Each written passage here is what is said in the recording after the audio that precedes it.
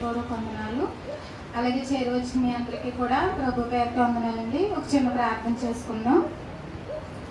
మహాపరిశుద్ధుడా, మహోన్నతుడా, సర్వోన్నతుడా, సర్వశక్తిమంతుడు అయినటువంటి మా ప్రియ పరలోకపు కన్న తండ్రి, దేవ మీ ఘనమైన అతి పవిత్రమైన నామములకు తండ్రి లెక్కింపలేని స్తుతులు స్తోత్రంలో దేవా, గతించిన కాలం అంతటిలో కూడా ప్రభువా మీరు మాకు ఎంతగానో తోడుండి మమ్మల్ని ఎంతగానో క్షేమంగా కాచి కాపాడుతూ సహాయం చేస్తూ మరి అనుక్షణం మీకు ఆపదలనిస్తూ భద్రతనిస్తూ తండ్రి ఎంతవరకు సజీవులుగా ఉంచినందుకు తండ్రి మీకు వందనాలు స్తుతులు స్తోత్రంలో ప్రభువా. మరి పరిశుద్ధ దినాన తండ్రి ఉదయకాల సమయంలో మమ్మల్ని స్తుతించుకునేటువంటి గొప్ప భాగ్యాన్ని ఇచ్చారు తండ్రి. మరి క్షేమంగా తీసుకొచ్చినందుకు మీ ఆరాధనలో మేము ఉండినట్లుగా మీ కృప చూపినందుకు తండ్రి మీకు వందనాలు స్తుతులు స్తోత్రంలో ప్రభువా.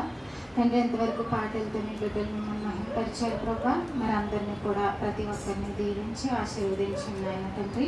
అలాగే ముఖ్య సమయంలోనికి వెళ్తుండగా వాక్య సందేశం చెప్పుచున్న నాకు పరిశుద్ధాత్మ దేవుని సహాయాన్ని మెండుగా అనుగ్రహించండి తండ్రి. సమయోచితమైన జ్ఞానపు మాటలు వినిపించడానికి నాకు సహాయం చేయండి. వింటున్న మీ బిడ్డలకు కూడా ఆత్మ సహాయంతో వింటున్న ప్రతి మాట వారి హృదయాలలో తండ్రి భద్రం చేసుకునేటువంటి గొప్ప స్థితిని అనుగ్రహించండి ప్రభువా. ఏ ఒక్కరు కూడా దుష్టుడికి చోటు ఇవ్వక తండ్రి మీ మాటల ప్రకారంగా తండ్రి నడుచుకుంటూ వాటిని బ్రతుకులో అన్వయిస్తూ తండ్రి విశ్వాసమందు బలవంతులుగా మారడానికి మీ కృపను అనుగ్రహించండి నా తండ్రి. దేవా, ప్రతి ఆరాధన వారి జీవితాలకు ఎంతో మేలని, ఎంతో ప్రయోజనకరమని, ఇది ఎంతో దీవెనకరమని ప్రతి ఒక్కరు కూడా గ్రహించి వారి మనసును ఇక్కడ మాత్రమే కేంద్రీకరించినట్లుగా దేవా దయ చూపమని వేడుకుంటూ ఈ ప్రార్థన మా ప్రభువును మా రక్షకుడునైనా యేసుక్రీస్తు వారి పేరుతో అడిగి వేడుకుంటున్నాం పరమ తండ్రి, ఆమేన్.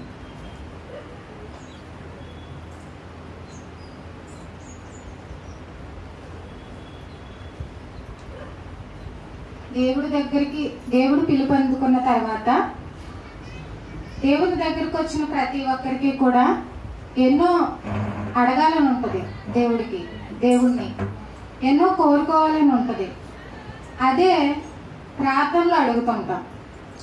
ప్రతి మనిషి జీవితం కూడా ఏవో అధిగమించాలని, ఏవో పొందుకోవాలని, దానికి దేవుడు ఎంతగానో సహాయం చేయాలని కోరుకుంటాడు. ప్రతి మనిషి కూడా ఏ విశ్వాస అయినప్పటికీ కూడా, అంటే అతను చేసే పనిలో లేదా ప్రయత్నంలో ఆ దేవుడి సహాయం లభించాలి. జీవితం అంతా కూడా ఎంతో సంతోషంగా ఉండాలి, సమృద్ధికరంగా ఉండాలని కోరుకుంటాడు. ఇదేమీ తప్పు కాదు.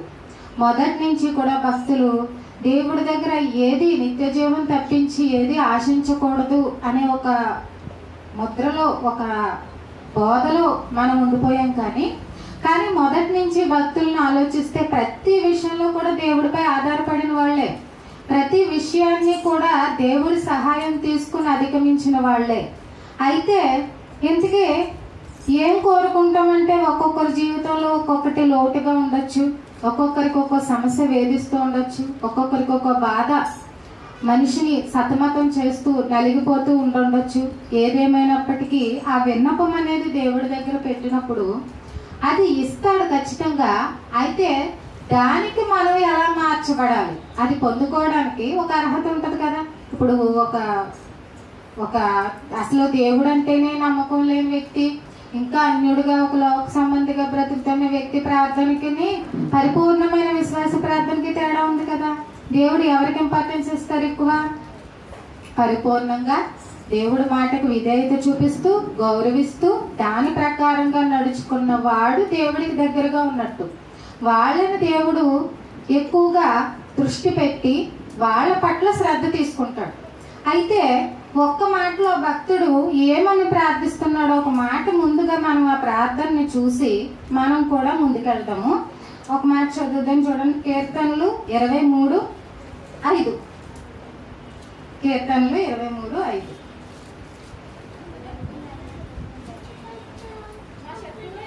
నా శత్రువుల ఎదుట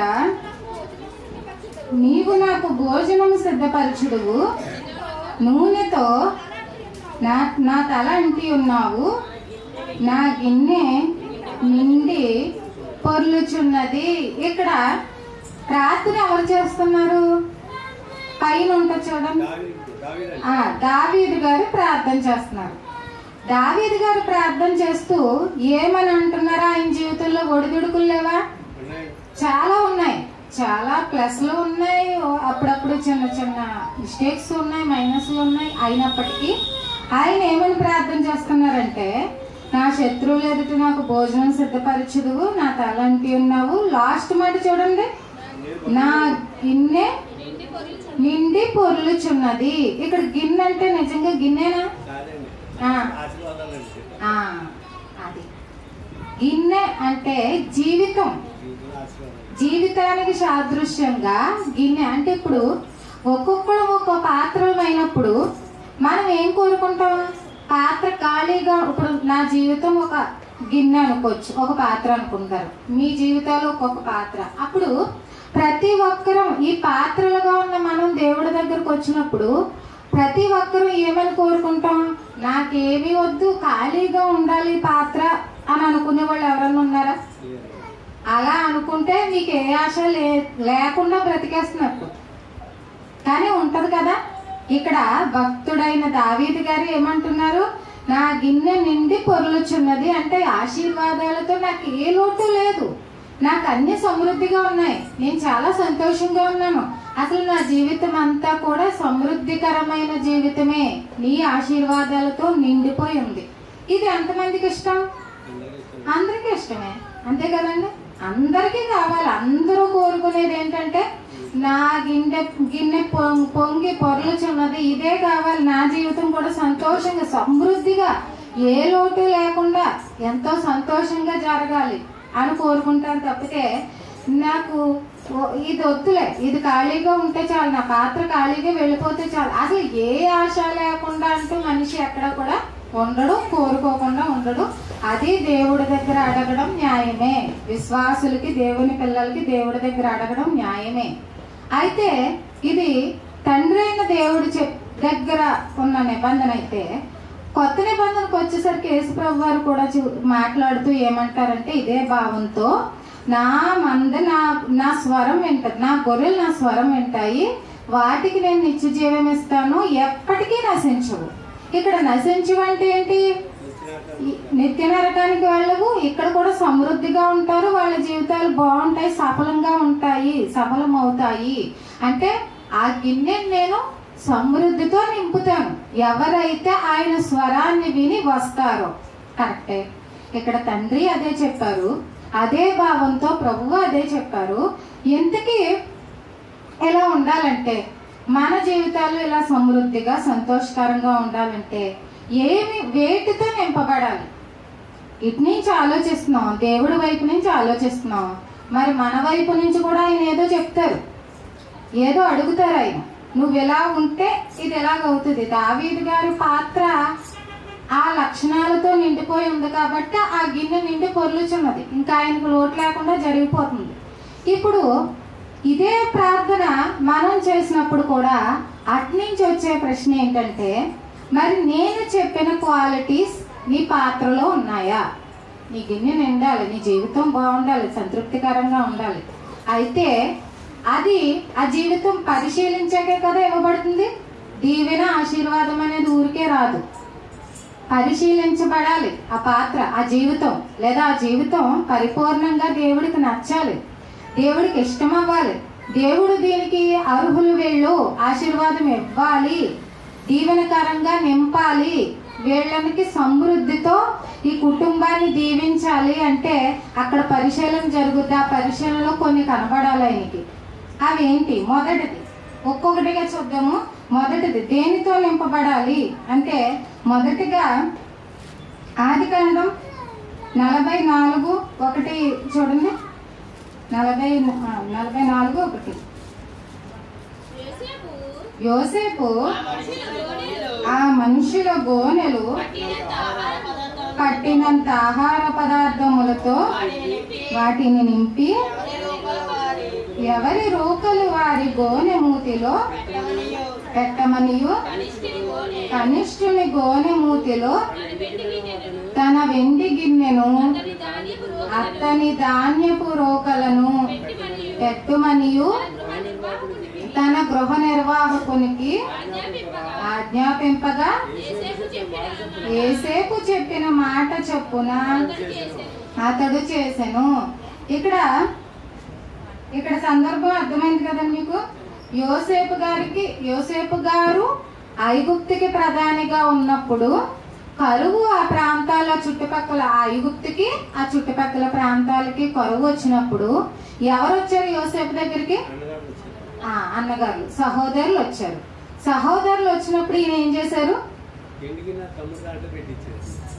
చిన్నోడు అంటే చిన్నోడు పట్ల కొంచెం ఎక్కువ ప్రేమ చూపించారు. అలాగని ఇప్పుడు అన్నలు ఏమన్నా అన్నాడా? కనిష్ఠుడికి వెండి గిన్నె పెట్టించారు. పెద్దోళ్ళని మాత్రం ఇతను ఏమన్నా అన్నాడా? ఏమిచ్చారు మరి అనకుండా? ఆహార ధాన్యాలు, అంటే కరువుతో వచ్చారు, ఆహారం కోసం వచ్చారు, ఆహారం పెట్టారు. ఇక్కడ రోకలు తీసుకున్నారు ఆయన. రోకలు కూడా ఆ సంచుల్లో కట్టేసి పంపించేస్తారు. రోకలు కూడా తీసుకోరు. ఎందుకంటే సహోదరులు ఆయన గుర్తుపెట్టాడు, వీళ్ళు గుర్తుపట్టలేదు. యోసేపు గుర్తుపెట్టాడు మా అన్నలే అని, కానీ వీళ్ళు గుర్తుపట్టలేదు. అయితే ఇక్కడ యోసేపు అనే జీవితంలో ఏం కనబడుతుంది మీకు అనే ఒక పాత్రలో? నిజాయితీ, ఇంకా ఏం ప్రేమ? అదే బైబిల్ భాషలో చెప్పు. అది అన్నగారుల మీద ప్రేమ, అది కరెక్టే. సహోదర ప్రేమ కనబడుతుంది. సహోదర ప్రేమ కలిగి ఉన్నాడు కాబట్టి ఎంత స్థితి. ఇప్పుడు ఇది పెద్ద గొప్ప విషయం ఏముందండి? ఇప్పుడు ఎవరి అన్నయ్యలు వాళ్ళు ప్రేమించరా? ఎవరి తమ్ముళ్ళు వాళ్ళు ప్రేమించరా? ఎక్కడ ప్రేమిస్తారండి? అసలు ప్రేమించరండి. అది మనం అనుకుంటున్నాం అంతే. ఈ రోజు గొడవలు ఎవరి మధ్య వస్తాయి ఎక్కువ అంటే సొంత రక్త సంబంధికుల మధ్యనే. అన్నదమ్ములకే పడదు. ఆస్తి తగాదాలు వాళ్ళకే, మధ్యలో సమాధానం లేకపోవడం వాళ్ళకే, మాటలు లేకపోవడం వాళ్ళకే. పెళ్ళిళ్ళకి వెళ్ళరు, వీళ్ళింట్లో జరిగితే వాళ్ళింట్లో చూడరు, వీళ్ళు బాగుంటే వాళ్ళు బాగుంటే. ఎక్కువ కుటుంబాల్లో ఇదే జరుగుతుంది. అయితే యోసేపుకున్న గొప్పతనం ఏంటంటే తండ్రి దగ్గర నుంచి విడిపోవడానికి కారణం ఎవరు? ఈ అన్నలే. ఈయన అంత మంచితనంగా ఉంటున్నా అన్నలకు చేసిన ద్రోహం ఏమీ లేదు. అయినా సరే వేరే పరాయి దేశానికి ఒక బానిసగా, ఒక దాసుడిగా అమ్ముడిపోవడానికి కారణం ఎవరు? ఈ అన్నలే. అంటే అప్పటి వరకు తండ్రి ప్రేమని చాలా గారంగా పెరుగుతున్నాడు. యోసేపు అంటే ఎక్కువ ఇష్టం అంట మిగతా వాళ్ళకంటే కూడా. ఎందుకంటే మరి రాహేలుకు పుట్టిన కుమారుడు కదా. బేసిక్ గానే రాహేల్ని ప్రేమించాడు ఆయన, యాకోబు గారు. కాబట్టి ఆమె కుమారుడు కాబట్టి అందరికంటే ఒక ఎంత ప్రేమను పంచు. ఎవరికైనా ఏ కుటుంబంలో అయినా చిన్నోడు అంటే అలాగే గారంగానే ఉంటది. అది దానికి అసూయ పెంచుకోకూడదు. వీళ్ళు కూడా ప్రేమను పంచాలి. కానీ జ్యేష్ఠులు కాబట్టి, తండ్రి తర్వాత స్థానంలో ఉన్నవాళ్ళు కాబట్టి. కానీ వాళ్ళు కొద్దిగా ఈర్ష్య పడ్డారు, అసూయ పడ్డారు. సరే, అక్కడి నుంచి గోతిలో పడి చావు బతికుల మధ్య నలిగిపోవడానికి కారణం ఎవరు? ఈ అన్నలే. ఒక ఇంట్లో గారంగా పెరగవలసిన టైంలో ఒక ఇంట్లోకి బానిసగా వెళ్ళడానికి కారణం ఎవరు? ఈ అన్నలే. పాపానికి ప్రేరేపించినప్పుడు ఆయన ఒప్పుకోకపోయినా ఒక ట్రాప్ లో ఇరుక్కొని జైలు శిక్ష అనుభవించడానికి కారణం ఎవరు? ఇప్పుడు ప్రేమ వస్తుందా ఇన్ని జరిగాక? మామూలు మనిషికి అయితే రాదు. మామూలుగా ఉంటే మామూలుగా ఉన్న వాళ్ళ మధ్య లేదండి. ఇప్పుడు మీకు ముందు అదే చెప్తున్నాను. అసలు ఇన్ని ద్రోహాలు, ఇన్ని అన్యాయాలు జరగకుండానే పెద్దగా సంబంధాలు ఏమి బాగుండట్లేదు, పెద్దగా మాటలు ఏమి ఉండట్లేదు, అంత సమాధానం ఏమీ లేదు, అంత మంచి బాంధవ్యాలు, మంచి అటాచ్మెంట్లు అంత ఇదిగా లేని ఈ రోజులతో ఉన్న మనిషి ఎక్కడ ఎంత ద్రోహం చేసినా, ఎన్ని కారణాలకు ఎన్ని. ఇప్పుడు ఒక్కసారి వాళ్ళని చూసినప్పుడు పగతో రగిలిపోదా అవన్నీ గుర్తొచ్చి? కదా. ఒక మామూలు మనిషిగా ఆలోచించండి, ఆ పాత్రలోకి ఇమిడి ఆలోచించండి. నీ వల్లే కదా జైల్లో నేను మగ్గిపోయాను, మీ వల్లే కదా, మీరు చేసిన కుట్ర వల్లే కదా గోతులో పడి ఎవరైనా తీస్తారో లేదో, బ్రతుకుతానో చేస్తానో అన్న పరిస్థితిలో ఇరుక్కుపోయాను. మీ వల్లే కదా నేను నా తండ్రి ప్రేమకి దూరం అయిపోయానని అవన్నీ గుర్తొచ్చినప్పుడు ఆహారం పెట్టడం కాదు కదా, మొహం కూడా చూడాలనిపించదు. కానీ అతను ఏం చేశాడు? వీళ్ళను గుర్తుపట్టి వాళ్ళ దగ్గర ఏడవలేక పక్కకి వెళ్ళిపోయి ఏడ్చి, ఆ పక్క రూమ్లోకి వెళ్ళిపోయి ఏడ్చి, ఏమీ తెలియనట్టు వచ్చి వాళ్ళకి సంపూర్ణంగా కావలసిన ఆహార ధాన్యాలన్నీ పెట్టి మళ్ళీ రమ్మని పిలుస్తాడు. అంటే వాళ్ళ కుటుంబాన్ని మళ్ళీ తన దగ్గరకు తీసుకుని రావాలి. తనే పోషించాడండి. తర్వాత కూడా మీరు తర్వాత సహోదరులని తెలిసిపోయినప్పుడు మీరేం భయపడకండి, బాధపడకండి, నాకేదో అన్యాయం చేశాను ఈయన వాదారుస్తున్నాడు. వాళ్ళు వాదార్చాలి. కానీ ఈయనేమంటాడంటే జరిగిందంతా మన మంచికేలే, ఇదే దేవుడి చిత్తమేమో, మీరు అలా చేయబట్టే కదా నేను ఈ రోజు ఈ స్థితిలో ఉన్నాను. అసలు ఎంత గొప్ప మనసు చూస్తున్నాం ఇక్కడ. వెన్నలాంటి మనసు కనబడుతుంది కదా యోసేపుకి. ఈ లక్షణం కలిగి ఉంటే ఈ గిన్నె కూడా నిండి పొర్లుతుంది.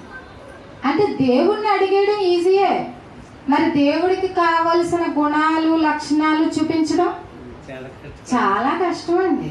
చదివినంత సులువు కాదు. ఎంత గొప్ప మనసు. ఇప్పుడు నువ్వెంత స్థాయికి ఎదిగిపోయిన తర్వాత, అంత పెద్ద స్థితిలోకి వెళ్ళిపోయిన తర్వాత ఏమైనా చెయ్యొచ్చు కదా, చెయ్యొచ్చు. కానీ అక్కడికి వెళ్ళిన తర్వాత అంత స్థితిలో ఉన్నప్పుడు ఎంత హుందాగా ప్రవర్తించాడు. కిందోళ్ళని ఎప్పుడు చులకం చేయలేదు. పాత గత జీవితాన్ని జ్ఞాపకం చేసుకుని గుచ్చి పొడవలేదు, ఒక్క మాట కూడా అనలేదు. అంటే ఇలాంటి మనసు ఉంటే నీ జీవితం ఆశీర్వదించబడుతుంది.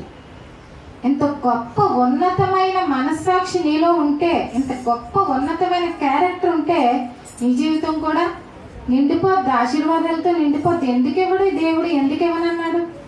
ఇస్తానన్నాడు. కాకపోతే దానికి సరిపడమైన, దానికి తీసుకోవడానికి అర్హమైన గుణాల్ని చూపించలేకపోతున్నామేమో, మనలో లేవేమో ఒకసారి చెక్ చేద్దాం వీళ్ళ ద్వారా.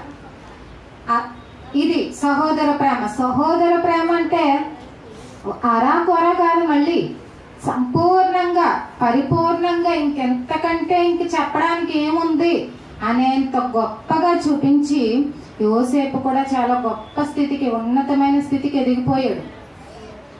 అయితే ఈ విషయంలో మనం మన పాత్రల్ని ఈ సహోదర ప్రేమతో నింపుకోవడం ఒకటి, ఒక లక్షణం. దేవుడికి దగ్గరగా ఉండే లక్షణం, దేవుడు కోరుకునే లక్షణం. ఇది ఉందా? సరే. లేకపోతే ఇక నుంచి అలవర్చుకోవాలి. ఉంటే ఉంది, టిక్ పెట్టేసుకోండి. ఇది మన దగ్గర ఉంది, ఈ లక్షణం. అంటే కొంచెం అర్హత ఉంది మనకి దేవుడి నుంచి పొందుకోవడానికి. ఒక అర్హత, ఒక క్వాలిటీ అంటూ ఉంది. ఇంకేం కోరుతున్నాడు? నిర్గమకాండం 16వ అధ్యాయం 33, 34, 35. కాబట్టి మోషే అహరోనుతో, నీవు ఒక గిన్నెను తీసుకొని దానిలో ఒక ఓమేరు మన్నాను పోసి మీ వంశస్థులు తమ యొద్ద ఉంచుకొనుటకు యెహోవా సన్నిధిలో దాని ఉంచమనెను. యెహోవా మోషేకు ఆజ్ఞాపించినట్లు ఉంచబడుటకు సాక్ష్యపు మందసము ఎదుట అహరోను దాన్ని పెట్టెను. ఇశ్రాయేలీలు నివసింపవలసిన దేశమునకు తాము వచ్చి 40 ఏండ్లు మన్నానే తినుచుండిరి. వారు కనాను దేశపు పొలిమేరలు చేరు వరకు మన్నాను తినిరి. ఇక్కడ ఆ మోషే గారికి ఆ నిబంధన మందసం ఇలా నిర్మాణం చేయండి అని చెప్పినప్పుడు ఆ మందసంలో అక్కడ ఏం పెట్టమన్నారు? అక్కడ ఒక గిన్నె తీసుకుని, ఓమేర్ అంటే ఒక చిన్న కొలత, అంటే సేర్లలో మనం చెప్తుంటాం కదా, అప్పటి కొలత ప్రకారంగా ఒక ఓమేరు మన్నాను తీసి అక్కడ సన్నిధిలో ఉంచమన్నారు. ఈ మన్నాను ఒక గిన్నెలో పోసి ఆ మందసం ఎదుట పెట్టమన్నారు. ఎందుకు మన్నా అంటే ఏంటి? ఆహార పదార్థం. అప్పటికి ఆహార పదార్థం. ఎన్నాళ్ళు తిన్నారంటే వీళ్ళు? 40 సంవత్సరాలంటే ఇక్కడ ఐగుప్తు నుంచి కనాను దేశానికి వెళ్ళే ఈ అరణ్యం మధ్యలో అంతటా కూడా అక్కడికి వెళ్ళేంత వరకు ఈ మన్నానే అందరూ తిన్నారు. అందరికి ఆహారం ఈ మన్నానే. ఒక్కటే ఆహారం తిన్నారు, ఒక్కటే పానీయం తాగారు. ఇన్ని సంవత్సరాలు ఈ మన్నానే కురిపించారు దేవుడు, ఈ మన్నానే తిన్నారు. గిన్నెలో పోసి కూడా సాక్షాత్ మందసం ఎదుట పెట్టమన్నారు. ఎంతకీ ఇది ఒక ఆహార పదార్థంగానైనా దేనికన్నా సాదృశ్యమైంది? దేవుని శక్తి కాదు. వాళ్ళు తిన్నారు, మనం తినవలసింది ఉంది. ఇప్పుడు మనం ఏం తింటున్నాము ఇప్పుడు? అదండి, కరెక్ట్గా చెప్పారు. అక్కడ మన్నా సాదృశ్యం దేనికంటే వాక్యానికి సాదృశ్యం. అక్కడ ఇశ్రాయేలు ప్రజలందరూ ఒకే ఆహారం తీసుకున్నారు, ఒకే ఆహారం పెట్టారు వాళ్ళందరికీ. అప్పుడు ఆ మన్నా తిన్నారు, కనాను వెళ్ళేంత వరకు మన్నా తిన్నారు. ఇప్పుడు మనం వాక్యం తినాలి అంటే, ఇప్పుడు వాక్యం తినాలంటే ముందు వినాలి, వినాలి లేదా చదవాలి. చదివినా తిన్నట్టే, విన్నా తిన్నట్టే. ఇప్పుడు ఈ అహరోనుకి ఏం చెప్పారు? ఒక గిన్నెలో మన్నా పోసి మందసం ఎదుట. అంటే ఎప్పుడూ మన్నా ఉన్న వాళ్ళని దేవుడు ఏం చేశారు ఆ రోజుల్లో? అహరోను కుటుంబం ఎవరు? అహరోను కుటుంబం ఎవరు? దేవుడి చేత ఎన్నుకోబడిన యాజకులు. యాజకుల ధర్మం ఎవరు చేశారు? మొట్టమొదటిగా దేవుని సేవ ప్రారంభమైనప్పుడు మోషే నడిపించాడు, నాయకుడు. మోషే నాయకుడు. కానీ యాజకుడిగా కుటుంబంగా నిలబెట్టింది అహరోనునే. అహరోను కుమారులే కదా దేవుడి దగ్గర యాజకులుగా నిలబడి ఆ మందిరపు పరిచర్య చేసింది. అంటే ఎవరైతే వాక్యాన్ని ఎక్కువ తింటూ ఉంటారో, లేదా ఎవరైతే ఎక్కువ వాక్యాన్ని వింటూ ఉంటారో, ఎవరు తింటూ ఉంటారో వాళ్ళు దేవుడి సన్నిధిలో యాజకులుగా నిలబెడతారు. ఇది ఈ వాక్యముని గ్రహించి గైకొన్న వాళ్ళకి దేవుడు ఇచ్చే ఆశీర్వాదం. ఇదొక ఆశీర్వాదం. ఇప్పుడు ఎవరిలో ఈ క్వాలిటీ ఉంది? ఒక వారం వచ్చి ఒక వారం తినలేని వాళ్ళకి ఇది వర్తిస్తుందా? ఇప్పుడు ఆ పాత్రలు ఏమి ఫిల్ చేసుకోవాలి, దేంతో నింపుకోవాలి ఇప్పుడు? అయితే ఇది తక్కువగా ఉంది మనలో, అంతేనండి. మొదటిది చూసుకున్నాం, చెక్ చేసాం, ఉందో లేదో ఎవరికి వాళ్ళకే తెలియాలి. ఇప్పుడు రెండోది చెక్ చేస్తున్నాం. రెండోది చెక్ చేస్తున్నప్పుడు వాళ్ళు మన్నాను తిన్నారు. ఇప్పుడు కూడా మనందరికీ ఒకటే ఆహారం, వాక్యం అనే ఆహారం. ఎంత తినగలిగితే అంత. వాళ్ళకి కూడా ఒకటే ఆహారం, మన్నానే ఇచ్చారు కనాను వెళ్ళేంత వరకు. ఇప్పుడు మనసాక్షి లేదు, నువ్వు సరిగా తినట్లేదు, లేదా నువ్వు సరిగా వినట్లేదు, నీ హృదయంలో సరైన వాక్యం లేదు. అక్కడ గిన్నెలో పోసారు. అక్కడ గిన్నెలో పోయడం అంటే మన హృదయంలో పోసుకోవడం. ఈ ఆత్మీయ ఆహారాన్ని మన హృదయంలో పోసుకోవాలి అంటే సరైన అంత కనబడట్లేదు, అంత మన్నా కనబడట్లేదు, లేదా అంత జీవాహారం వాక్యం అనేది కనబడట్లేదు అని చెప్పింది అనుకోండి. ఇప్పుడు ఏది లోటుగా ఉన్నట్టు? ఈ వాక్యం తినడంలో లోటుగా ఉన్నట్టు. అంటే వాక్యంతో మన గిన్నె నింపబడాలి. ఆయన నుంచి వచ్చే ఆశీర్వాదాలు రావాలంటే ఇదే భావంతో మరో చోట కూడా ఇంకో మాట చెప్పబడింది. ఒకసారి చూద్దాం. కీర్తనల గ్రంథం 1:3 చూడండి.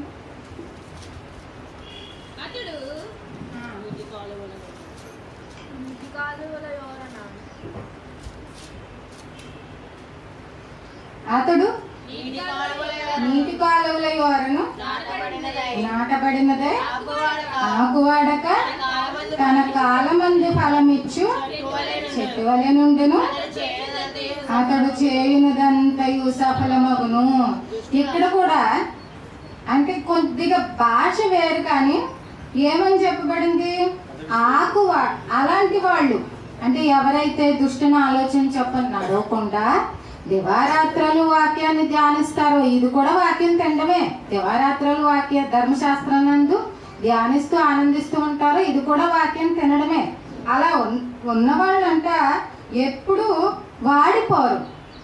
వాడిపోకుండా ఫలమిచ్చి చెట్టు వలె ఉంటారు. ఇప్పుడు ఫలాలు లేని చెట్టు ఆశీర్వదించబడిందా? శపించబడింది.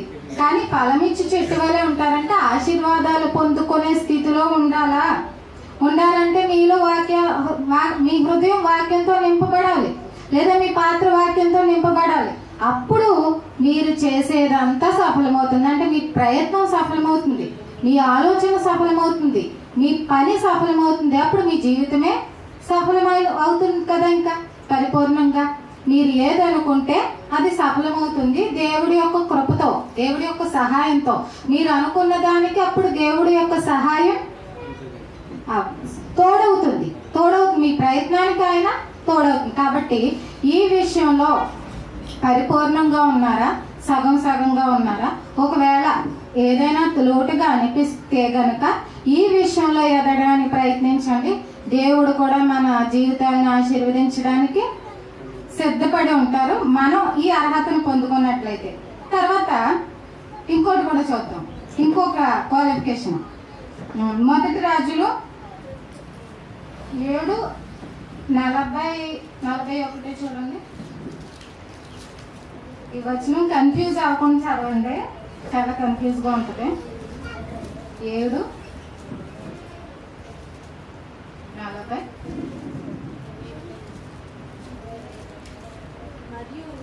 మరియు హేరాము తొట్లను చేటలను గిన్నెలను చేసెను. ఈ ప్రకారము హీరాము రాజైన సొలొమోను ఆజ్ఞను బట్టి యెహోవా మందిరపు పని అంతయు ముగించెను.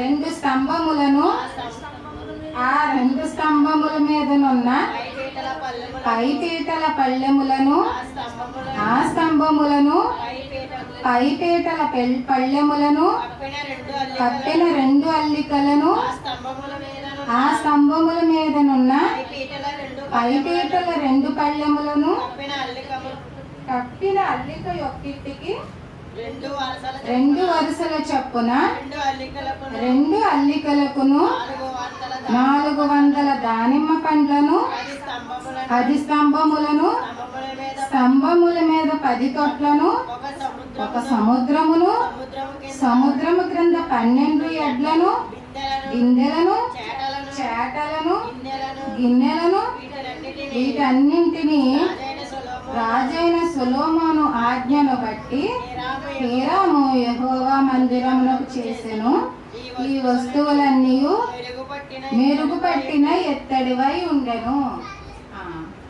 చదవడానికి కష్టంగా ఉంది కదా, ఇది చెప్పాను కదండి, చాలా కన్ఫ్యూజన్గా ఉంటుంది. ఏంటో ఈ వస్తువులేంటో, ఈ పని ఏంటో, ఈ కొలతలేంటో, పళ్ళేలు అంటున్నారు, స్తంభాలు అంటున్నారు, పీటలు అంటున్నారు. తర్వాత ఇంకేం కనిపించాయి? దానిమ్మ పళ్ళు, చేటలు, సముద్రం అంట, బిందెలు, చేటలు, ఇంకా గిన్నెలు, ఇంకా స్తంభాలు, పళ్ళెములు, తొట్లను. ఇవన్నీ దేనికోసం అనుకుంటున్నారు? దేనికోసం? ఇంతకి రాజైన సొలొమోను గారేమో ఆజ్ఞ ఇచ్చారంట. ఎవరికి? హీరాముకి. హీరాము అంటే తన రాజ్యంలో ఒక మనిషి, సరిగ్గా పని నైపుణ్యత కలిగిన ఒక మనిషిని తీసుకొచ్చి ఇవన్నీ చేసేయమన్నారు. ఇంతకి ఇవన్నీ ఎక్కడికి అనుకుంటున్నారు? సొలొమోను గారు కడుతున్నారు కదా బంగారపు దేవాలయపు మందిరంలోనికి. ఇవన్నీ చేయాలంటే చాలా శ్రద్ధ ఉండాలి, నైపుణ్యత ఉండాలి, పని ఉండాలి చేతిలో. అంటే ఇప్పుడు దానిమ్మ పళ్ళులా చెక్కమంటే జామ పళ్ళు వచ్చేసాయి అనుకోండి, అక్కడ అవుతుందా? ఈయన ఎలా చెప్తే అలాగే రావాలి. ఈయన పలకగా చెక్కమన్నారు అనుకోండి, కంచం వచ్చేసింది అనుకో, అక్కడ దేవాలయ మందిరంలో పెడతారది కాదు. అంటే మీరు ఒకటి గమనించండి, మోషే గారికి తెరలతో కట్టబడిన మందసంలోనే ఏమని చెప్పారు? జాగ్రత్త మోషే, పొడుగు కానీ వెడల్పు కానీ అక్కడ వాడే మెటీరియల్ కానీ ఏం తేడా రాకూడదు. మేక వెంట్రుకలతో వడకమన్నారా? అదే చెయ్యాలి. లేదు ఇంకా తెరలు చెప్తారు ఆయన చాలా వరకు, ఈ రంగు వాడాలి, ఈ రంగే పెట్టాలి అన్నారా? అదే రంగు వాడాలి. అంటే తెరలతో కట్టిన మందసానికే అస్సలు తేడా రాకూడదు. కొలతలు కూడా తేడా, పొడిగా ఎంత చెప్పాను, వెడల్పు ఎంత చెప్పాను, అడ్డ తెరలు ఎలా చేయమన్నాను అలాగే చెయ్యాలి అని అన్ని జాగ్రత్తలు చెప్తే ఈయన కట్టేది తెరలతో కాదు, బంగారంతో, గొప్ప గొప్ప రత్నాలతో, వెండితో, వజ్రాలతో, అసలు విలువైన వెల కట్టలేని గొప్ప గొప్ప మెటీరియల్తో కట్టేటప్పుడు ఆ కట్టేవాడికి ఎంత పని ఉండాలి, ఆ కట్టేవాడికి ఎంత స్కిల్ ఉండాలి, ఎంత టాలెంట్ ఉండాలి, ఎంత నైపుణ్యత ఉండాలి. ఈ పని అంతా ఎవరికి అప్పగించారు? హీరాముకి అప్పగించారు. హీరాము చేయగలుగుతున్నాడంటే ఆ నైపుణ్యత, ఆ ప్రతిభ ఎవరిచ్చినట్లు? దేవుడు ఇస్తేనే కానీ ఎవరికి జ్ఞానం రాదు. ఒక విషయంలో నువ్వు టాలెంట్ అంటే దేవుడు కృతజ్ఞతలు చెప్పు. ముందు దేవుడు ఆ తలాంత్ ఇస్తే కానీ వాడలేదు. అంటే ఇక్కడ ఏం అర్థమవుతుందంటే దేవాలయపు పరిచర్య చాలా శ్రద్ధగా చెయ్యాలి.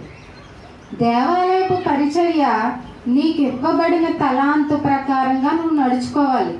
దేవాలయపు పరిచర్య అలక్ష్యం చేయకూడదు, అశ్రద్ధ చేయకూడదు. ఇక్కడ వీళ్ళు చేస్తున్నది చాలా పెద్దది. ఆ ప్రపంచంలోనే ఎంతో గొప్పదైన మందిరం కడుతున్నప్పుడు అలాంటి ఉత్తీర్ణత, అలాంటి ప్రతిభ ఉన్న ఒక మనిషిని ఎన్నుకొని సొలొమోన్ గారు ఇచ్చేది ఆయనే, మెటీరియల్ ఇచ్చేది, ప్లాన్ ఇచ్చేది ఆయనే, కానీ చేసేవాడు ఉండాలి కదా. ఆ చేసేవాడు కూడా విలువైనోడే. ఆ హీరాము లేకపోతే ఆ పని ఎలా జరిగేది? కాబట్టి అది విలువైనదే. కాబట్టి ఆ హీరాము అందులో ప్రతి పని, ఆ స్తంభాలు ఉన్నాయా, అసలు ఇవి చదువుతుంటేనే ఒకసారి చూస్తే బాగుంది కదా, అది ఎంత బాగుందో, చదివితేనే ఇంత అందంగా, ఇంత వర్ణనతో, ఇంత మంచి ఒక ప్లాన్తో ఎంత అందంగా ఉన్నాయి కదా, ఇది చూస్తే ఇంకెంత బాగుంటుందో లోపలికి వెళ్ళి అని అనిపిస్తుంది కదా. కానీ మనకి ఇప్పుడు అవకాశం లేదనుకోండి, కానీ చూసిన వాళ్ళందరూ ధన్యులే. ఆ రోజుల్లో అది తెరవబడి దాంట్లోకి వెళ్ళడానికి చాలా పెద్ద బలులిచ్చి గొప్పగా దాన్ని ప్రారంభించారు. సరే, ఇక్కడ మనకి ఇంకొక లక్షణం హీరాము ద్వారా ఏం తెలుస్తుంది అంటే పరిచర్య చేసే లక్షణం. నీ శక్తి లోపం లేకుండా, నయవంచన లేకుండా, అశ్రద్ధ చేయకుండా, అలక్ష్యం చేయకుండా. ఆ హీరాముకి అయితే మనకంటే ఎక్కువ తలాంతులు కాబట్టి ఎక్కువ పనిని తీసుకున్నాడు. నీకు ఇవ్వబడిన తలాంతు ప్రకారంగా నువ్వు శ్రద్ధ కలిగి పరిచర్యలో నడవబడుతూ ఉన్నప్పుడు నీ గిన్నె కూడా నిండి పొర్లుతుంది. అంటే నీకు కూడా దేవుడి దగ్గర నుంచి ఆశీర్వాదాలు రావడానికి అవకాశం ఉంది. అంటే ఇప్పుడు మన పాత్ర దేనితో నింపబడాలి? ఇంకోటి దేవాలయపు పరిచర్యతో నింపబడాలి. ఇందులో కూడా చెక్ చేసుకున్నట్లయితే కరెక్ట్గానే ఉన్నాను నేను. నా వరకు నేను న్యాయంగానే మందిరపు పరిచర్య కొనసాగిస్తూ వెళ్ళిపోతున్నాను అని అనిపించిందా? అయితే మీరు దేవుడి దగ్గర నుంచి పొందుకోవడానికి అర్హులే. లేదు, ఈ విషయంలో నేను కొంచెం అరకొరగా ఉన్నాను, శ్రద్ధగా చేయలేకపోతున్నాను, నిర్లక్ష్యపరుస్తున్నాను, అనుకున్నది అనుకున్నట్లుగా ఒక్కోసారి వెళ్ళగలుగుతున్నాను, ఒకసారి వాడబడలేకపోతున్నాను అంటే ఈ విషయంలో మీరు జాగ్రత్త పడండి. ఈ పరిచర్య చేసి ఎవరు వచ్చారు? ఈ పరిచర్య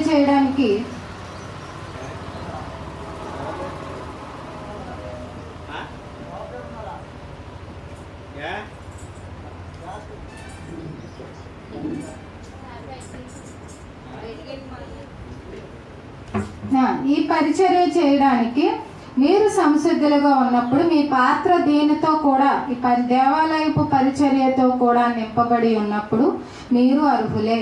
ఎన్నైనా ఇప్పటికి సహోదర ప్రేమ మర్చిపోతున్నారేంటి? రెండోది, మూడోది, పోనీ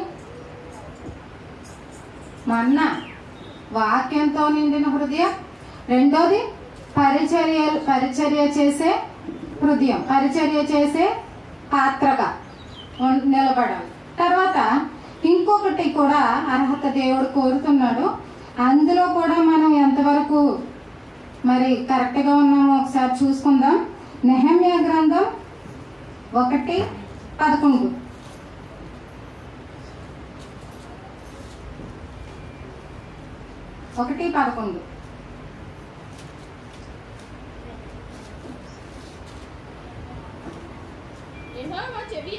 యెహోవా చెవియొగ్గి నీ దాసుడు అయిన నా మొరను నీ నామమును భయభక్తులతో గణపరచుటయందు ఆనందించు. నీ దాసుల మొరను ఆలకించి ఈ దినమందు నీ దాసుని ఆలోచన సఫలపరిచి ఈ మనుష్యుడు నా యందు దయచూపునట్లు అనుగ్రహించమని నిన్ను బ్రతిమలాడుకుంటున్నాను అని ప్రార్థించి తిని నేను రాజునకు గిన్నె అందించువాడనై ఉంటిని. ఇక్కడ నెహెమ్యా గారు మాట్లాడుతున్నారు. నెహెమ్యా గారు ఏదో బాధపడుతూ ఉన్నారంట. అదేంటి అని ఆ రాజు అడిగినప్పుడు రాజు దగ్గర ఉన్న ఆయన పని ఏంటంటే గిన్నె అందించేవాడు. అంటే ఆయన ఏం తాగుతాడో ఏం తింటారో ఆ బాగోగులన్నీ చూసుకునేవాడు నెహెమ్యా గారు. ఆ రాజు మొక్కం దుఃఖంతో ఉంది, బాధతో ఉంది అంటే నెహెమ్యా గారి స్థితి ఏంటి? ఇక్కడ వాళ్ళకి దాసులు అంటే బానిసలుగా ఉన్నవాళ్ళు. ఇప్పుడు ఈయన ఏం చెప్తున్నారు? నాకు ఒక ఆలోచన ఉంది, అది నీకు ఒప్పుకోవడానికి వీలుగా దేవుడు కృప చూపిస్తే బాగున్ను అన్నట్లుగా మాట్లాడుతున్నారు. అంటే ఇక్కడ ఈయనేమో ఒక బానిసగా ఆ రాజు దగ్గరికి వెళ్ళి ఆయన బాగోగులు చూస్తూ ఉన్నప్పుడు ఈయన దుఃఖం యాక్చువల్గా మనం ఆలోచిస్తే ఏమై ఉండొచ్చు అనుకుంటాం? ఇంట్లో బాధలు, లేకపోతే బానిసలుగా బానిసల బ్రతుకులు స్వతంత్రంగా ఉండవు కదండి. వాళ్ళు ఏం చెప్తే అది చెయ్యాలి, వాళ్ళు ఏం పెడితే తినాలి అన్నట్టుగా ఉంటుంది. అంటే ఒకళ్ళ కింద బానిసగా ఉండడం అనేది మనిషికి చాలా బాధగా అనిపిస్తుంది. ఇప్పుడు అతను రాజు అడిగినప్పుడు తన గురించి తను కోరుకోవచ్చు. అంటే నన్ను విడిపించేయి, నన్ను పంపించేయి, నేను ఇక్కడ ఉండలేకపోతున్నానని తన స్వంత ఆలోచన ఏదో అతను చెప్పొచ్చు. కానీ ఆయన ఏం చెప్పారు? ప్రాకారాలు పడిపోయాయి, మా మా యొక్క ఆరాధనలు ఆగిపోయాయి, మా మందిరాన్ని మేము బాగు చేసుకోవాలి.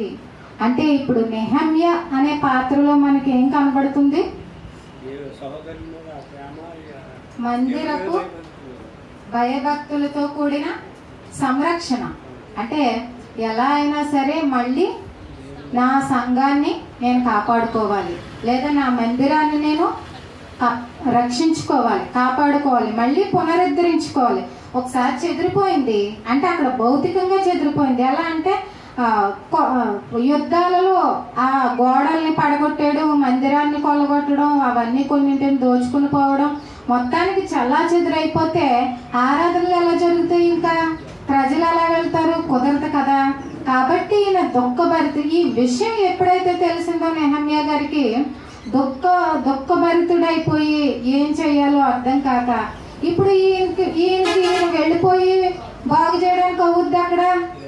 లేదు, రాజుగారు మళ్ళీ పర్మిషన్ ఇవ్వాలి. ఎందుకంటే అందుకనే చెప్తున్నాను కదా, వీళ్ళు బానిసలుగా చెరలోనికి వెళ్ళిపోయి చెరలో ఉన్నవాళ్ళు వీళ్ళందరూ కూడా. వీళ్ళు స్వతంత్రంగా వెళ్ళడానికి లేదు, రాజు ఒప్పుకోవాలి. రాజు ఒప్పుకోవాలంటే మళ్ళీ రాజు హృదయం ఎవరు తెరవాలి? దేవుడు తెరవాలి. దేవుడు రాజు హృదయం తెరవాలంటే నెహెమ్యా గారి ఇంటెన్షన్ బాగుండాలి. నెహెమ్యా గారి ఇంటెన్షన్ దేవుడికి అనుకూలంగా, దేవుడికి నచ్చే విధంగా ఉండాలి. ఇక్కడ ఈ స్థితిలో కూడా తన గురించి తాను ఆలోచించకుండా, తన స్వార్థానికి ఆలోచించకుండా ఎలా అయినా సరే మందిరపు పరిరక్షణ తీసుకుంటూ, సంరక్షణ తీసుకుంటూ ఆ ప్రాకారాన్ని కట్టాలి, మరలా కట్టాలని కోరుకుందే ఒక్కడితో అయిపోద్దా? మళ్ళీ ఒక్కడితో అవ్వదు. మళ్ళీ దీనికి జతగా ప్రజలు కావాలి, కొన్ని పనిముట్లు సామాన్లు కావాలి, చేయగలిగే సమర్థులు కావాలి, పనివాళ్ళు కావాలి. ఇవన్నీ కూడా జరగాలి అంటే ఆ రాజు హృదయం మారాలి. ఆయన చెరగా తీసుకెళ్ళినోడు ఎలా ఒప్పుకుంటాడు అసలు? కానీ ఒప్పుకున్నాడు. దేవుడు కృపను బట్టి, దేవుడి దయను బట్టి ఒప్పుకొని ఈయన యొక్క ఆలోచన న్యాయమైనది, దేవుడికి ఇష్టమైనది, అనుకూలంగా ఉన్నది కాబట్టి రాజు హృదయాన్ని మార్చి ఆ పరివారంతో మరీ పంపించాడు. అంటే ఇప్పుడు మన జీవితాల్లో కూడా సంఘం చెదరగొట్టబడే వాళ్ళగా మనం ఉండకూడదు. అప్పుడు మనకు ఆశీర్వాదం రాదు. ఏ విషయం చేత అవనివ్వండి, చిన్న విషయమా అది పెద్ద విషయమా కాదు, వివాదాలతో కానీ గొడవలతో కానీ కొంతమందిని పోగొట్టుకునే విధంగా మనం ఉండకూడదు. కొంతమందిని రాబట్టుకునే విధంగా మన ఆలోచన ఉండాలి, మన మాటలు ఉండాలి, మన ప్రవర్తన ఉండాలి. కానీ విడిపోయే విధంగా మన ఆలోచనలు ఉండకూడదు, మన మాటలు ఉండకూడదు, మనం గొడవ పడిపోకూడదు. అంటే సంఘ పరిరక్షణ, సంఘ సంరక్షణ, సంఘాన్ని కాపాడుకునే లక్షణం. చెదరగొట్టుకునే వాడికి ఆ యొక్క అర్హత లేనట్లే. చెదరగొట్టబడకూడదు, చెదరగొట్టుకోకూడదు. సంఘంలో ఒక విశ్వాసి దగ్గర నుంచి బోధకుని వరకు కూడా సంరక్షించుకునే క్వాలిటీ మాత్రమే, సంరక్షించుకునే ఆలోచనలు మాత్రమే ఉన్నప్పుడు నువ్వు కూడా దేవుడి ఆశీర్వాదానికి అర్హుడివే. లేదా చెదరగొట్ట విధంగా మాట్లాడుతున్నావా, నీ ప్రవర్తన ఇతరులకు అభ్యంతరకరంగా ఉందా, నీ మాటలు ఇతరులకు అభ్యంతరకరంగా దూరం చేసే విధంగా ఉన్నాయా, అది ఆశీర్వాదం కాదు, దేవుడికి ఇష్టమైన లక్షణం కాదు, దేవుడు దీవించబడే గుణం కాదు. దేవుడి చేత ఆశీర్వదించే స్థానంలో నీకు అర్హత కోల్పోయినట్లే. కాబట్టి ఈ విషయంలో ప్రతి ఒక్కరూ అర్హులా కాదా, ఎవరికి వారు ఆలోచించుకోవాలి. అయితే ఈ ఇంటిని దాటుకొని వచ్చినప్పుడు దుష్టుడు అనేవాడు ఒకడు ఉన్నాడండి, మర్చిపోకండి. దుష్టుడు ఏం చేస్తాడంటే ప్రతి స్టేజ్లో కూడా మనకు పరీక్షలు పెడుతుంటాడు. ప్రతి స్టేజ్లో కొద్దిగా తక్కువగా ఉన్నప్పుడు ఎల్కేజీ పరీక్ష, కొంచెం విశ్వాసంలో బలపడుతున్నప్పుడు ఇంకో కొంచెం పరీక్ష, ఎవరికి తగ్గ శ్రమలు వాళ్ళకి ఇస్తూనే ఉంటాడు. ఇప్పుడు మనం ఈ విధంగా దేవుడు చెప్పుకున్న విధంగా ఒక్కో దాంట్లో చెక్ చేస్తూ, ఒక్కో దాంట్లో పరిపూర్ణత సాధిస్తూ, ఒక్కో విషయంలో మనం ఇంప్రూవ్ అవుతూ వస్తున్నప్పుడు శ్రమలు పెట్టడా, ఇప్పుడు శోధనలు పెట్టడా, పరీక్షలు పెట్టడా, పెడతాడు. మరి ఇవి వచ్చినప్పుడు ఎలా? మన పాత్ర ఇప్పుడు సమస్యలతో నిండిపోయిన వేసేసాడు. మన పాత్రలో మన గిన్నెలు సమస్యలు అనేవి, శోధనలు అనేవి వేసేసాడు. దేవుడు కూడా అనుమతిస్తాడు ఒక్కొక్కసారి. ఎందుకంటే విశ్వాసం అనేది పరీక్షకు నిలబడాలి. ప్రతి ఒక్కరూ పరీక్ష రాసి వెళ్ళాలి. విశ్వాస పరీక్ష రాయవలసిందే. ప్రతి ఒక్కరూ పరీక్షకి నిలబడాలి. కాబట్టి దేవుడు అనుమతిస్తాడు. దేవుడు అనుమతిస్తే మన పాత్రలో ఏదో ఒక సమస్య పడేస్తాడు. మరి ఇప్పుడు ఎలాగా దేవుడు యేసు ప్రభు వారు మనకు సమాధానం చెప్పారు. చూద్దాము. మత్తయి సువార్త 26:39. 26:39. కొంత దూరం వెళ్ళి సాగిలపడి, నా తండ్రి సాధ్యమైతే ఈ గిన్నె నా యొద్ద నుండి తొలగిపోనిమ్ము, అయినను నా ఇష్ట ప్రకారము కాదు నీ చిత్త ప్రకారమే కానిమ్మని ప్రార్థించెను. ఇక్కడ ఈ గిన్నె నా యొద్ద నుండి తొలగిపోనిమ్ము అని అన్నారు కదా యేసు ప్రభు వారు. ఇంతకీ గిన్నెలో ఏమున్నాయి? బాధలు, శ్రమలు, కష్టాలు, సమస్యలు అన్నీ ఉన్నాయి. ఆయనే కాదు, ఎవరి? మనయే. ప్రతి మనిషి యొక్క పాప శిక్ష అందులో ఉంది. ప్రతి మనిషి యొక్క దోష శిక్ష అందులో ఉంది. ప్రతి మనిషి యొక్క శ్రమ, మరణ శిక్ష అందులో ఉంది. ఇప్పుడు వీటిని ఎదుర్కోవాలని ఈయనకి తెలుసు. తెల్లవారితే ఆ ఎదుర్కోవడానికి, ఈ పాత్రను ఎదుర్కోవడానికి నేను వెళ్ళాలని ఈయన తెలుసు. ఇప్పుడు ఏం చేయాలి? ఇప్పుడు మనకు కూడా ఇదే గిన్నె వచ్చింది అనుకుందాం ఒక్కసేపు. మనం కూడా ఎదుర్కోబోయే విధంగా మన గిన్నెలో కూడా అపవాది, అసలు యేసు ప్రభు దాంట్లోనే ఉన్నాయి కదా, ఆయనే ఎదుర్కొని నిలబడ్డారు. ఆయన కంటే ఎక్కువ శ్రమలు పొందలేడు కానీ ఏ మనిషి. కానీ ఎవరికి తగ్గ శ్రమలు, ఎవరికి ఉన్న ఇబ్బందులు ఉంటాయి. కాబట్టి ఆ శ్రమల గిన్నె పట్టుకొని ఇప్పుడు మనమేమనాలి? తండ్రి సాధ్యమైతే ఈ గిన్నె నా యొద్ద నుండి తొలగించే. అయితే ఆయనకి ఇష్టం లేదు, తొలగించలేదు. ఇప్పుడు ఏం చేయాలి? అది మనకున్న ఆయుధం ప్రార్థించడమే. ఇక్కడ యేసు ప్రభు వారు కూడా ప్రార్థించి చూపించింది మనకి మాదిరి చెప్పడం కోసం. నీకు అపవాది వేరే ఏ రకమైన శోధన పెట్టినా, శ్రమ పెట్టినా వెంటనే మీ పాత్రలను దేనితో నింపుకోవాలి? ప్రార్థనలతో నింపుకోండి. లేకపోతే వాటిని ఎదిరించలేరు, లేకపోతే వాటిని జయించలేరు, లేకపోతే వాటికి తల ఉంచుతారు, పడిపోతారు ఆ సమస్యలో, ఆ వాటిలో కొట్టుకుని వెళ్ళిపోతారు. కానీ మీరేం చేయాలి? అధిగమించేవారిగా ఉండాలి, జయించేవారిగా ఉండాలి. అలాంటప్పుడు ప్రార్థన అనేది మీ పాత్రలో నింపబడాలి. ఇప్పుడు ఉంటే హ్యాపీ అండి. ప్రతి ఒక్కరి జీవితంలో ఇప్పుడు శ్రమ అయినా ప్రార్థన ఉంది, ఆనందమైన ప్రార్థన ఉంది, సంతోషమైన ప్రార్థన ఉంది, దుఃఖమైన ప్రార్థన ఉంది. నా జీవితంలో ప్రార్థన కంపల్సరీ ఎప్పుడు ఉంటుంది.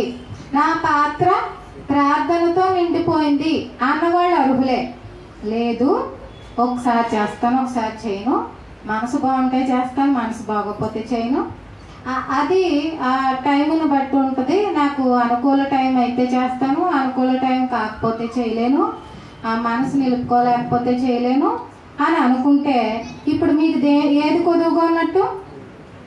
పాత్రలో ప్రార్థన కనబడట్లేదు దేవుడికి. మరి ఆశీర్వాదం రావడానికి ఇది ఆటంకమే కదా. కాబట్టి ఇప్పుడు మీరు దేంతో నింపాలి? మళ్ళీ ప్రార్థనతో నింపాలి. ఈ విధంగా ఒక్కొక్క మెట్టు అన్నీ నింపుకున్న తర్వాత మీ పాత్ర చూసినప్పుడు దేవుడికి సహోదర ప్రేమ కనబడుతుంది, సంఘ సంరక్షణ కనబడుతుంది, అలాగే మందిరపు పరిచర్య కనబడుతుంది, వాక్యం అనే ఆహారం తినడము కనబడుతుంది, శ్రమలు శోధనలు వచ్చినప్పుడు ప్రార్థన ద్వారా జయించడము కనబడుతుంది. అప్పుడు వస్తాయిగా, అప్పుడు ఇస్తాడుగా మనం కోరుకున్నవి, ఆశీర్వాదాలు ఇస్తాడు. మనకి కూడా భక్తుడైన దావీదు వలె నిండి పొందుతుంది. ఎందుకంటే మరి ఇవన్నీ నింపుకున్నాం, కష్టపడి నింపుకున్నాం, తెలుసుకుని మరి సాధ్యం కాకపోయినా కష్టమైన దేవుడి యొక్క మేలులు పొందుకోవడానికి నింపుకున్నాం. అప్పుడు మనం చేయవలసింది లాస్ట్గా మేలు పొందుకున్నాక, ఆశీర్వాదం పొందుకున్నాక, దీవింపబడిపోయిన తర్వాత అమ్మయ్య అయిపోయింది నా పని అనుకోవడం కాదు. ఇంకొకటి ఉంది, చివరిగా ఇంకొకటి ఉంది. కీర్తన 116 12 116 యెహోవా నాకు చేసిన ఉపకారములన్నింటికి నేను ఆయనకి ఏమి చెల్లించుదును? రక్షణ పాత్రను చేత పుచ్చుకుని యెహోవా నామమున ప్రార్థన చేసేదును. ఇది ఒక్కటే ఉందండి. ఇంకా చివరికి దేవుడు ఉపకారాలు చేశాడు కదా, చాలా ఉపకారాలు, మేలులు, ఆశీర్వాదాలు చేస్తే ఇప్పుడు నేను ఆయనకి ఏం చెల్లించగలను? మనం ఏమన్నా చేయగలమా? ఆయన చేసిన మేలుకు తగినది ఏమన్నా చేయగలమా? ఏం చేయలేము. కాబట్టి ప్రభువు ఎలాగా రక్షణ పాత్రను ఇచ్చేసాడు. రక్షణ పాత్రను అంటే ఇదిగో ఇప్పుడు మనం ఇది అయిపోయిన తర్వాత తీసుకుంటామే రక్తము, యేసుప్రభు వారి రక్తము, యేసుప్రభు వారి శరీరమైన రొట్టెని తీసుకుంటాం. అది ఒక గిన్నెలో జీవాహారం తీసుకుంటామే, ఆ పాత్రను చేత పట్టుకొని చివరి వరకు ఆయన్ను ప్రార్థిస్తూనే ఉండదము. అంటే ఒకటి, చివరి వరకు ప్రార్థన. ఎందుకంటే ఈ రక్షణ పాత్రను దూరం చేసుకోకూడదు. దూరం చేసుకుంటే మళ్ళీ దేవుడికి దూరం అయిపోతాం. కాబట్టి ఆ రక్షణ పాత్రను నిలబెట్టుకుంటాము, ఈ ప్రార్థన చేస్తూ మన జీవితాన్ని కొనసాగిస్తాము. ఈ చివరిగా మనం చేయవలసింది అన్ని పొందుకున్న తర్వాత మనకి మిగిలింది ఒకటే, చివరి వరకు రక్షణను నిలబెట్టుకోగలుగుతాం. అప్పుడు మాత్రం నిత్య జీవితంలో ఇప్పటి వరకు ఉన్నవన్నీ కూడా ఈ జీవితంలో ఆశీర్వదించబడడానికి, అన్నీ ఆశీర్వదించబడిన తర్వాత, అన్నీ సమృద్ధిగా దేవుడు ఇచ్చిన తర్వాత మనకి మిగిలేది ఒకటే, విశ్వాసాన్ని కాపాడుకోవడం, ఆ రక్షణ పాత్రను చేత పట్టుకొని చివరి వరకు ఆయన నామాన్ని ప్రార్థించుకోవడం, ఆ రక్షణ అనే భాగ్యాన్ని కాపాడుకోవడం, నిలబెట్టుకోవడం. మళ్ళీ పాపాన్ని అంటించుకుని రక్షణ నిర్లక్ష్యం చేయకూడదు. అలాగని మళ్ళీ అయోగ్యంగా తీసుకోకూడదు, అపవిత్రంగా తీసుకోకూడదు, అశ్రద్ధతో తీసుకోకూడదు. కాబట్టి యోగ్యత కలిగి, అర్హత కలిగి ఆ రక్షణ భాగ్యాన్ని నిలబెట్టుకోవాలని కోరుతున్నాను. కాబట్టి ప్రతి ఒక్కరు కూడా దేవుడి నుంచి ఆశీర్వాదం పొందుకోవాలని ప్రతి ఒక్కరికి ఉంటుంది. పొందుకోవాలంటే ఆ ఆశీర్వాదం మన జీవితాల్లోనికి రావాలంటే మన జీవితాల్లో ఏమేం కలిగి ఉండాలి, ఇది మన వైపు ఆలోచించాలి. ఇప్పటి వరకు మనం అదే ఆలోచించాం. కాబట్టి మనం ఏ విషయంలో ఎవరు ఏ విషయంలో కొదువుగా ఉన్నారో ఎవరి జీవితాలు వాళ్ళకే తెలుస్తాయండి. పైగా చూసిన వాళ్ళకి కొంతవరకు అర్థమవుతుంది. ప్రార్థన లోపించిందా, ప్రార్థన చేసేయండి ఇక్కడి నుంచి. ఎందుకంటే మేలు కావాలి, దేవుడు మనల్ని హెచ్చించడం కావాలి, మనల్ని ఆశీర్వదించడం కావాలి, ఉన్నతమైన స్థితికి తీసుకెళ్ళడం కావాలి. లేదు వాక్య ధ్యానం లోపించిందా, దాన్ని మొదలు పెట్టండి. ఇప్పటికైనా సమయం ఏమైపోయింది, ఈ మాటలు వినబడుతున్నాయంటే దిద్దుకోవడానికి కోసమే. దేవుడు విడిచిపెట్టేవాడు కాదు ఎవరిని కూడా. ఇదిగో ఇది నీలో లేదు అంటే సరి చేసుకోమని చెప్పేవాడే తప్పితే ఇది లేదు కాబట్టి నేను తోసేస్తున్నాను ఇంకా అనేవాడు కాదు. కాబట్టి దేవుడు చాలా కృపా సత్య సంపూర్ణుడు కాబట్టి ఆయన కృప మనపై నిత్యము ఎల్లకాలం ఉంటుంది. కాబట్టి ప్రతి విషయంలో కూడా లోటుపాట్లు ఉన్నట్లయితే సరి చేసుకోమని. ప్రేమలో వెనక తగ్గున్నామా, ఆ ప్రేమను నింపుకోవాలి. పరిచర్యలో వెనక తగ్గున్నామా, పరిచర్యలో మన నిజాయితీగా యథార్థంగా కొనసాగుతుంటే ఆయన ఇచ్చేవి తప్పకుండా ఆయా సమయాల్లో మనం పొందుకొని తీరుతాం. కాబట్టి ఈ విషయాలన్నీ గ్రహించండి, మర్చిపోకుండా ఏ ఒక్కరు కూడా. చిన్న ప్రార్థన చేసుకుని ముగించుకుందాం.